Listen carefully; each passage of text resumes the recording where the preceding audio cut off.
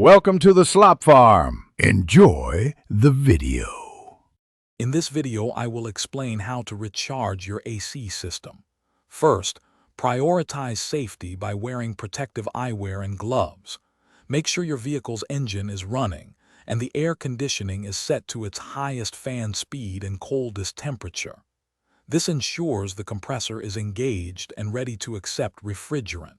Now, let's find the low-pressure service port.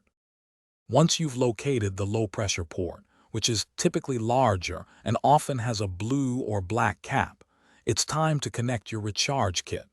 Firmly attach the Quick Connect fitting from your refrigerant can and gauge assembly to this port. You'll hear a click when it's properly seated. The gauge will then show you the current pressure reading of your AC system. With the hose connected, shake the refrigerant can well and hold it upright. Begin adding refrigerant by squeezing the trigger in short, 5 to 10 second bursts. Release the trigger and check the pressure gauge after each burst. Continue this process until the gauge indicates the pressure is within the manufacturer's recommended range, usually found on the can or in your vehicle's manual. After reaching the correct pressure, quickly disconnect the recharge hose from the low-pressure port to prevent any refrigerant from escaping.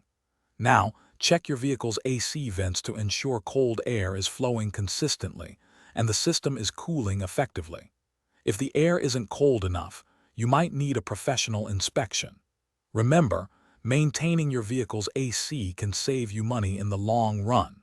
Also, for more great tips and deals, including a link to a fantastic book about personal finance, be sure to check the description below this video.